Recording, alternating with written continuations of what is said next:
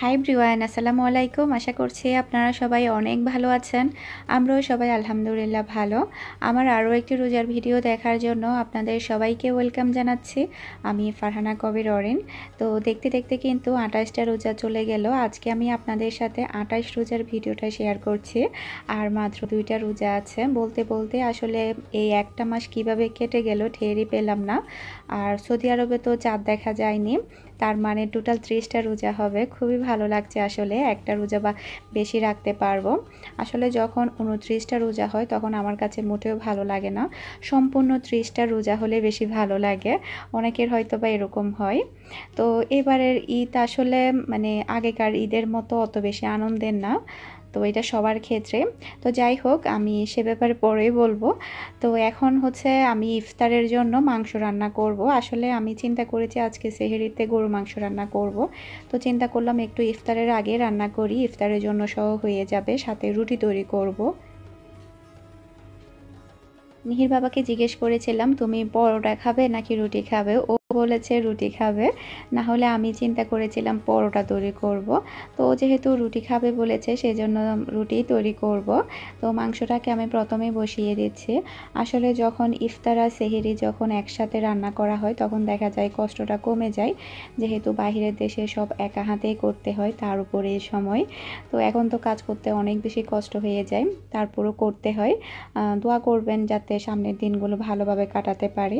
তো মাংসটাকে ম্যারিনেট করে আমি রেখে দিব না, বসিয়ে দেব। তারপরে রুটিটা তৈরি করব। আর এমনিতে কিন্তু এখন 5টা বেজে গিয়েছে, প্রায় 5:30 মতো বাজে। তো বেশি সময় লাগবে না অবশ্য, কারণ প্রেশার কুকারে রান্না করব। প্রেশার কুকারে মাংস রান্না করলে 1 ঘন্টাই হয়ে যায়। তো এরপরে তো শুধু রুটি তৈরি করব। আর এবারের ঈদ আসলে কি বলবো, অন্যান্য বছর আসলে কত শপিং করা হয় কিংবা কত ভালো লাগে, সব কিছুর মধ্যে কেমন যেন একটা আনন্দ থাকে। কিন্তু এইবারের ঈদ কেন যে এরকম যাচ্ছে কিংবা এরকম যাবে আমরা হয়তো বা কেউ স্বপ্নেও ভাবিনি।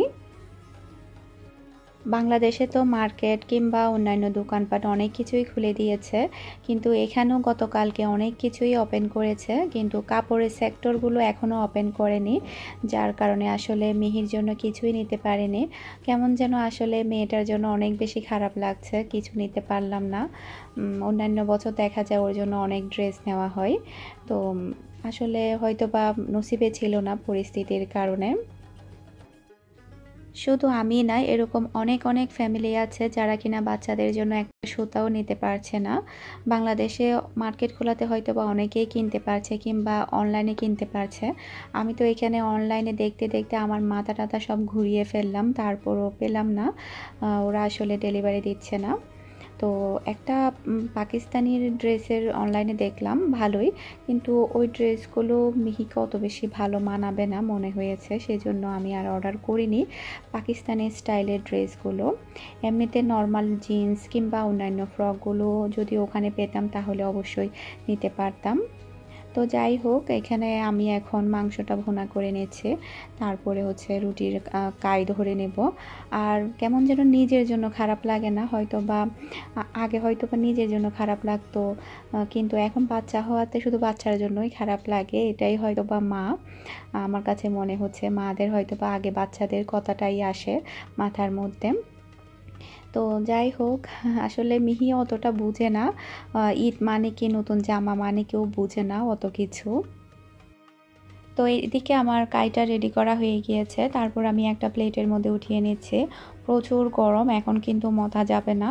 তো একটু ঠান্ডা করে তারপর আমি মথে নেব, রুটিটা তৈরি করে নেব। আর ওদিকে মাংসটা হচ্ছে। আজকে অবশ্য অত বেশি ঝামেলা না ইফতারের তৈরি করতে। এখন আমি একটু বাহিরে আসলাম। আর যেটা বলছিলাম, গতকালকে প্রচুর পরিমাণের দোকানপাট খুলে দিয়েছে ওমানে, মানে গিফট সেন্টারগুলো খুলে দিয়েছে, তারপরে গিফট মার্কেট, তারপরে আরও অনেক অনেক দোকান খুলে দিয়েছে। কিন্তু ওখানে অনেক মার্কেটগুলোতে কিন্তু কাপড়ও পাওয়া যেত, কিন্তু সেগুলো বন্ধ রেখেছে। আর লুলু মার্কেটও হয়তো বা মানে কাপড়ের সেক্টরগুলো বন্ধ রেখেছে। মিহির বাবা এমনিতে গিফট মার্কেটগুলোতে গিয়েছিল মিহির জন্য খাতা কিনতে, কিন্তু খাতাও নাকি কিনতে পারেনি, খাতার সেক্টরও বন্ধ। তো বুঝলাম না, এত কিছু খুলে দিল বাচ্চাদের, খাতা টাতা এগুলো কি প্রয়োজন নেই? বাচ্চারা ঘরে পড়ছে ঠিক আছে, কিন্তু খাতা কলমের তো প্রয়োজন আছে। মিহির তো খাতা একদমই শেষ হয়ে আসলো। জানি না সামনে হয়তো বা পড়াটা বন্ধই হয়ে যাবে, আমার মেয়ের খাতা পর্যন্ত বিক্রি করছে না, এটা কেমন কথা আমি বুঝলাম না। তো এরপরে মিহির বাবা বলল যে দোতলাতে মানে সেক্টরগুলো বন্ধ, তুমি যে বলছো যে কাপড়ও হয়তো বা খুলবে গিফট মার্কেটগুলোতে, তো ওগুলোও খুলেনি। আর লুলু মার্কেট কিংবা অন্যান্য মার্কেটগুলোতেও কিন্তু খাতা কিংবা কাপড় এগুলো খুলেনি, এমনিতে প্রচুর পরিমাণে জিনিসপত্র খুলে দিয়েছে। তো আমি একটু ছাদে আসাতে দেখলাম যে মিহির বাবাও চলে এসেছে। মিহির বাবা আজকে সাইডে গিয়েছিল সকাল থেকে, প্রায় 11টা কি 12টার দিকে গিয়েছিল সাইডে। আর এখন তো প্রায় 6টা বেজে গিয়েছে। তো দেখতে পাচ্ছি মিহির বাবা হাতের গ্লাভস, মুখের মাস্কগুলো খুলে নিচ্ছে। আর এখানে কিন্তু অনেক অনেক নিয়মকানুন করেছে। দোকানপাট খুলে দেওয়ার পরে যদি আপনি মাস্ক পরে বের হন তাহলে কিন্তু 20 রিয়াল করে জরিমানা করবে। এরপরে আরও অনেক অনেক নিয়মকানুন করেছে, মানে 200 রিয়াল 500 রিয়াল পর্যন্ত জরিমানার মতো এরকম সিস্টেম চালু করেছে। আসলে ভালোই করেছে এটা, সবাই যাতে একটু সাবধানে চলতে পারে। আর লকডাউন তো প্রায় বাংলাদেশের আগে থেকেই, এতদিন যে সব কিছু বন্ধ থাকবে সেটা তো কেউ কল্পনাই করেনি। তো এখানে একটা গাছে পাকা খেজুর দেখা যাচ্ছে, এই পাকা খেজুরগুলো কিন্তু অনেক মজার হয়। এখন কিন্তু সব খেজুর পেকে যাবে, যেহেতু এখন গরমের দিন, মে জুনের দিকে পাকা খেজুর পাওয়া যায়। মিহির বাবার মিহি প্ল্যান করে রেখেছে ওরা ঈদের দিন সারা দিন ঘুমাবে। বলছে সকালে ঘুম থেকে উঠে নামাজ পড়ে তারপরে বাংলাদেশে সবার সাথে কথা বলবো, তারপরে তুমি রান্না করবে, ওগুলো খেয়ে তারপর আমরা বাবার মেয়ে সারাদিন ঘুমাবো, আর কিছুই করব না। কারণ অন্যান্য সময় আমরা দুপুরের পরে বাহিরে বের হয়ে যাই। বলছে কোথায় বের হবো, বের হওয়া তো নিষেধ, কিংবা বের হতেও পারবো না, সেজন্য আমরা সারাদিন ঘুমাবো, আর কিছুই করব না। সারাদিন ঘুমিয়ে ঘুমিয়েই আমরা ঈদ কাটিয়ে দেব। আসলে এরকম যে ঈদ যাবে কিংবা এরকম সময়ে আসবে আমরা কেউ হয়তো বা কল্পনাও করিনি। তারপরও যাই হোক, আল্লাহ যা করে ভালোর জন্যই করে, হয়তো বা আমাদের ভালোর জন্যই কিছু একটা হচ্ছে। আমি সবসময় এটাই চিন্তা করি, যা হয় ভালোর জন্যই হয়। তো রুটিগুলো তৈরি করার জন্য এখন আমি গোল গোল করে নিলাম, আর আমি একটু বড় বড় করে রুটিগুলো তৈরি করে ফেলবো। আসলে রোজা রেখে রুটি বেলা কিন্তু অনেক কষ্টের, আর রুটি তৈরি করাও কিন্তু অনেক কষ্টের, অনেক টাইমও লাগে, প্রায় 30 মিনিটের চেয়েও বেশি লাগে রুটি তৈরি করতে। যারা প্রতিদিন তৈরি করে তাদের হয়তো বা 30 মিনিটের মতো সময় লাগে, যারা একটু কম তৈরি করে মাঝে মধ্যে তৈরি করে তাদের তো আরও বেশি সময় লাগবে। মানে কাই তৈরি করা, মতা, তারপরে এগুলো বেলে নেওয়া, ছেঁকে নেওয়া, অনেক টাইমের প্রয়োজন আছে। তো আমার প্রায় 30 মিনিটের মতো সময় লেগেছে, যেহেতু আমি প্রায় সময় তৈরি করি। আর বড় বড় করে তৈরি করার কারণ হচ্ছে আমি যদি এখন একটু ছোট ছোট করে তৈরি করি তখন আমারই কষ্ট, অনেকগুলোই তৈরি করতে হবে। তাই চিন্তা করলাম একটু বড় বড় করে তৈরি করে শেষ করে দিব। তো এখন আমি রুটিগুলো বেলে নিচ্ছি, আর রোজা রেখে রুটি বেলা কিন্তু অনেক কষ্টের। আর এদিকে মিহির বাবা শরবত তৈরি করছে, ফ্রুটগুলো কেটে নিচ্ছে। তো এই ফাঁকে আমি রুটিগুলো তৈরি করে নিচ্ছি। ও এসেই রান্নাঘরে চলে এসেছে ফ্রুট কাটার জন্য আর শরবত তৈরি করার জন্য।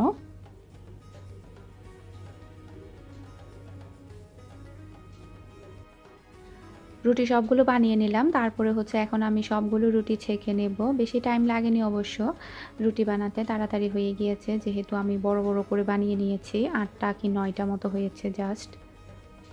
না আমার মোবাইল আরেকটা আছে না, ওইটা দেখ দেখ দেখ।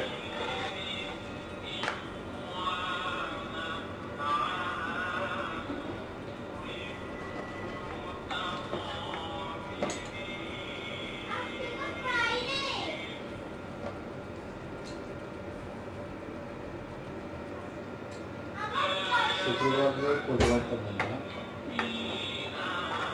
মিনি আমার 5টা রোজা, আর আজকেও 5 তারিখ, কালকে 30 তারিখ। হ্যাঁ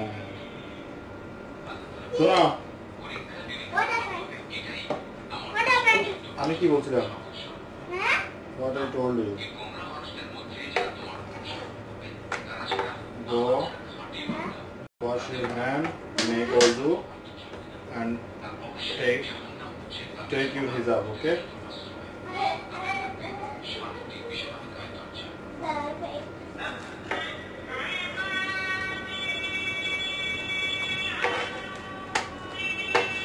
চমচ পুরোবে না নাকি না? আমার প্রায় সবগুলো রুটি ছেঁকা হয়ে এসেছে, আর মাত্র 2টা বাকি আছে। আর ইফতারেরও আর বেশি টাইম বাকি নেই, মাত্র 5 থেকে 6 মিনিটের মতো বাকি আছে। তো ইনশাল্লাহ হয়ে যাবে। তো এখন আমি মাংসটা প্লেটে নিয়ে নিব। আর এদিকে মাংস হয়ে গিয়েছে। আমি কয়েকটা আলুও দিয়েছি, যেহেতু রুটি দিয়ে খাবো। রুটি দিয়ে খেলে কিন্তু ভালোই লাগে মাংসর সাথে। আর মাংসগুলো কিন্তু হাড়যুক্ত ছিল, গরুর মাংসগুলো। তো এখন ইফতারের জন্য মাংসটা বেড়ে নিচ্ছে। আজকে খুবই সিম্পল ইফতার, জাস্ট মিল্কশেক তৈরি করেছি, তারপরে রুটি, মাংস, তারপরে মিহির বাবা ফ্রুট কেটেছে, এতটুকুই। আর কিছুই তৈরি করা হয়নি আজকের ইফতারে।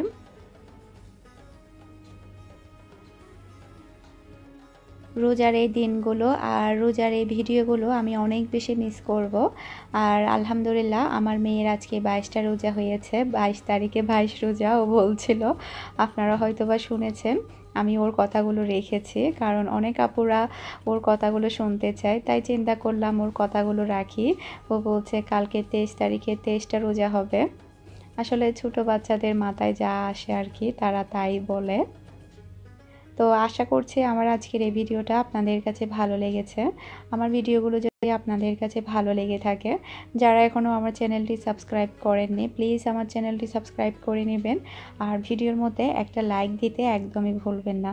আজকের মতো বিদায় নিচ্ছি। সবাই ভালো থাকবেন, সুস্থ থাকবেন। আসসালামু আলাইকুম, আল্লাহ হাফেজ।